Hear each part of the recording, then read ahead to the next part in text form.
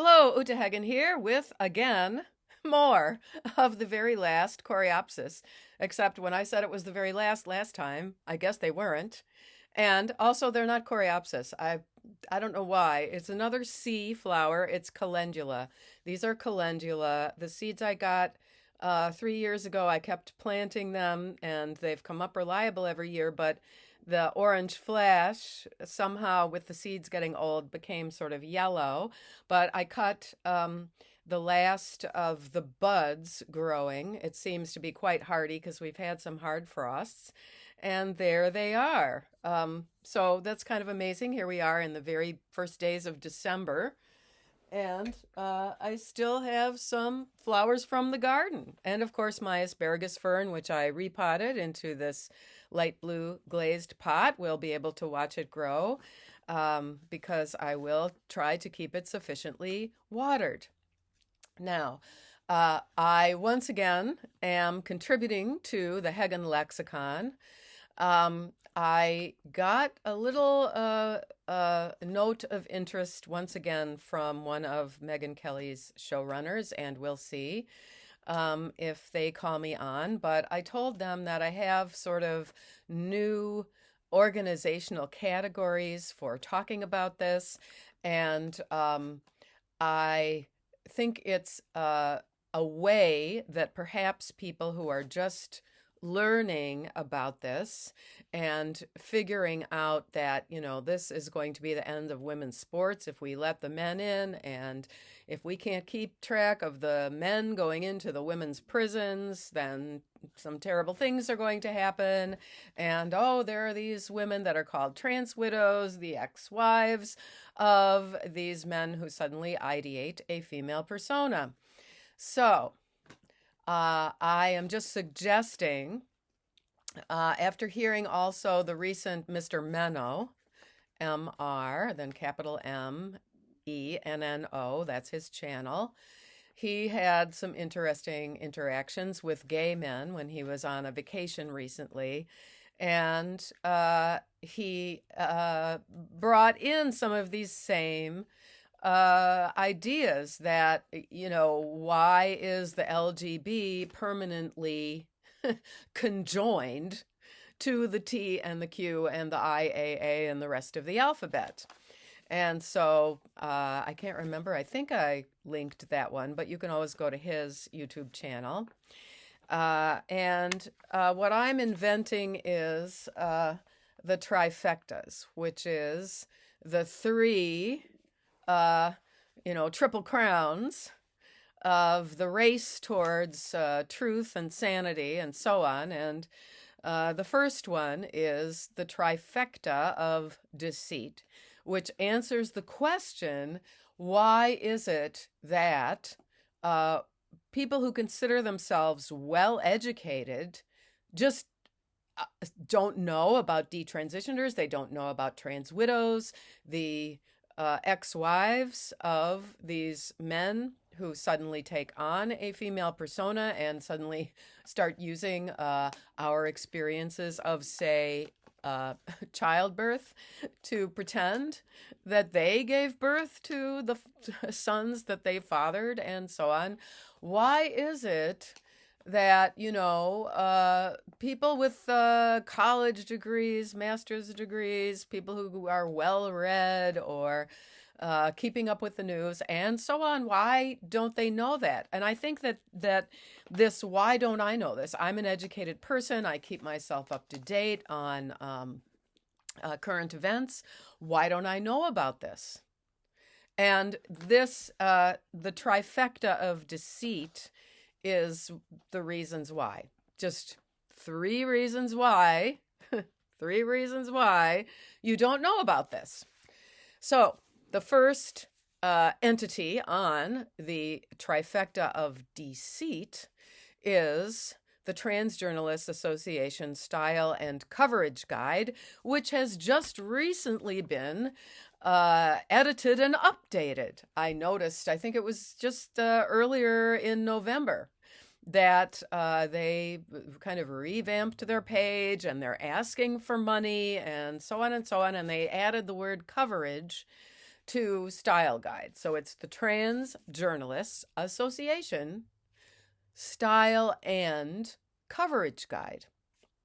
And what you find on that web page, which is more like a website, it doesn't give the names, like maybe Nettie's name, because he had worked for the Modern Language Association and contributed to the MLA Style Guide way 30 years ago.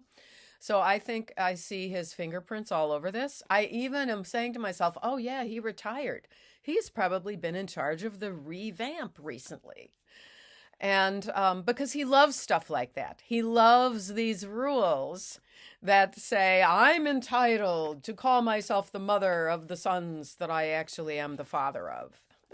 And I'm entitled to leave the children's actual mother off of the official school forms because she can send in her own form, you know. And the thing is, you know, those things are all legal documents. Like this was unanticipated, and it really should have been laid out. Hello, psychology organizations, psychiatric organizations, like this is absolutely violating boundaries, legal boundaries, women's rights boundaries, the boundaries of motherhood. This is absolutely without consideration for the ramifications. And so I think that the early, 30 and so years ago, operating philosophy of all these psychologists was, well, it's so rare, it doesn't happen that often. Well, everyone favors the mother of the children, so therefore, da-da-da. And that is circling back to the Trans Journalists Association Style and Coverage Guide. To circle back to that, this whole attitude that, of course, no one is covering the trans issues fairly for the men who ideate a female persona. And so what we have to do is make it lopsided and give short shrift to the children and the wives and the parents of, and so on. So that's why this whole style and coverage guide is exactly why the general public does not know about men further continuing with their sexual assault crimes when they are put in the women's side of prisons. It is exactly the reason that women's sports hardly exists any longer unless the women start forfeiting. And the reason that we have to have our own web pages, such as she1.org. I lay all of this at the feet of Nettie and the other contributors to Trans Journalists Association Style and Coverage Guide.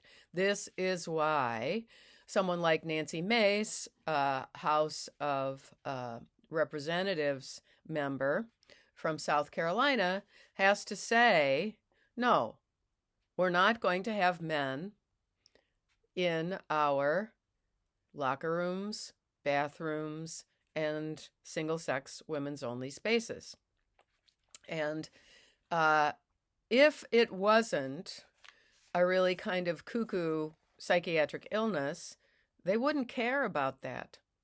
If dressing and walking up and down the street without being harassed as a man wearing dresses and attempting to pass yourself off as a woman, which nobody really passes, then you are just supposed to be fine with that. You in your own self are not, acting out the role of a guy wearing a shirt and tie, whatever. And the thing is, it is their purpose, it is their intent to invade all the female spaces. That is the only way that they can say they are convincing to the general public in their so-called female presentation. And that has to do with, for example, I noticed a phrase in that sworn affidavit from Dr. Wheeler. It was something like bodily objectives. I have to get back to you with that phrase. It was like presentation objectives or something. It was very strange. Just the whole path, the steps, and the categories of their so-called transitions. It's sort of become codified, and it's become sort of ritualistic. And part of the ritualistic manipulation of it is pretending that you pass along with all these other women, and you don't.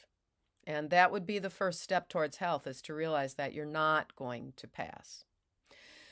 Number 2, on the Trifecta of Deceit, the Dutch protocols, which came out of the De Vries, Steensma, and Cohen-Kettenis so-called study, which must have started, it ended in 2014, and it must have started in 2009 or 2010. And the entire purpose was to try to get kids who are ideating an opposite sex persona to start this whole physical, medical, so-called transition early, because of the fact that when adults do this, they're not going to pass. Instead of analyzing why they don't pass, why they can't pass, and why it's all too dangerous, instead they say, let's try this. And the reason is because they got money. It was sponsored by the Ferring, Ferring, pharma company in the Netherlands. And the Ferring pharma company splashes political money all around in all of the liberal parties, including the Labour Party in Britain. And so from this study, which started out with 70 subjects, not a lot, and 15 dropped out, and during the course of it, when 2 of the males turned 18 and got those surgeries, 1 immediately died of sepsis because they had sectioned part of his intestines to be part of his so-called neovagina, and there was E. coli in there, and he got a fatal case of sepsis. And even in this very advanced technical hospital place, I don't know if it was in Amsterdam or not, but in the Netherlands, they could not save him. And he began to have organ failure. That's what is happening with sepsis. The other one killed himself shortly after the surgery. Instead of having gender euphoria, he perhaps was shocked that he was incontinent, and the aftermath might have been too physically painful. And so I regard number 2 on the list of the 3 entities in the Trifecta of Deceit is the Dutch protocols, which came out of the 2014 Dutch study, because it is a low-quality study. And if in such a small study where you started out, with 70, didn't figure out why 15 dropped out, then you had 2 die over the course of this would have been shut down. And in fact, they've tried to replicate this. There was a study in the UK that tried to replicate this, and 2 places in Boston and then in Chicago simultaneously tried to replicate this. And especially the girls that were as teens put on testosterone totally increased their suicidal ideation. And I think in the center in Chicago, which was in a children's hospital, Um, I think there was actually an actual suicide. And so the thing is, wrong sex hormones are poison.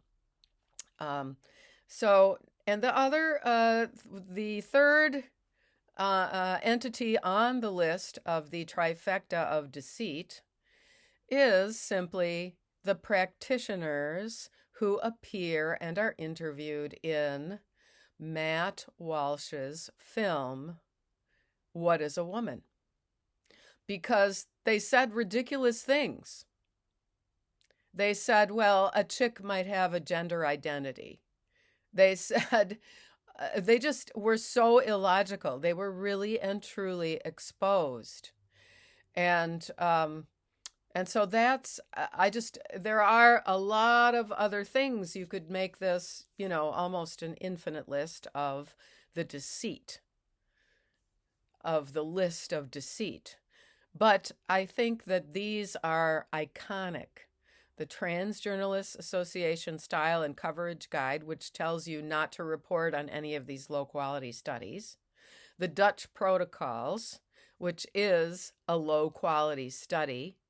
Or the Dutch protocols came out of what's called the Dutch study, which is in the end a low quality study. And I forgot to mention this detail.